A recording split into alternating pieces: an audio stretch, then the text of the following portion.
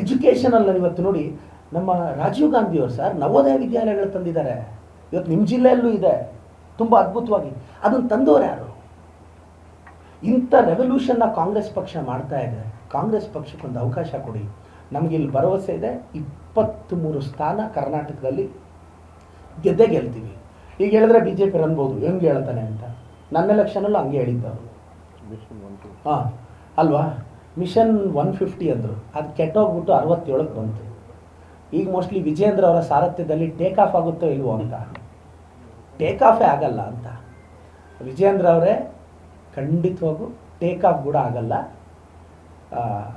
ನಾನು ಮಾತಾಡ್ತಿಲ್ಲ, ಇದನ್ನು ಈಶ್ವರಪ್ಪನವರೇ ಮಾತಾಡಿದ್ದಾರೆ, ಯತ್ನಾಳ್ ಸಾಹೇಬ್ರೆ ಮಾತಾಡಿದ್ದಾರೆ. ನಾನು ಬರೋವಾಗ ಕಾರಲ್ಲಿ ಒಂದು ಕಡೆ ಸೈಡ್ಗೆ ಹಾಕಿ ಒಬ್ಬರನ್ನು ಕೇಳಿದೆ, ಏನು ಸರ್ ಶಿವಮೊಗ್ಗ ಅಭಿವೃದ್ಧಿ ಆಗಿದೆ? ಹಾಂ ಸರ್ ಅಭಿವೃದ್ಧಿ ಆಗಿದೆ, ಇಬ್ಬರು ಅಭಿವೃದ್ಧಿ ಆಗಿದ್ದಾರೆ, ಒಬ್ಬರು ಯಡಿಯೂರಪ್ಪನವರು, ಇನ್ನೊಬ್ರು ಈಶ್ವರಪ್ಪನವರು ಅಂತ. ಅವ್ರು ಚೆನ್ನಾಗಿ ಅಭಿವೃದ್ಧಿ ಆಗಿದ್ದಾರೆ ಅಂತಂದರು. ಇದು ಅವ್ರು ಹೇಳಿದ್ದ ಅಭಿಪ್ರಾಯ.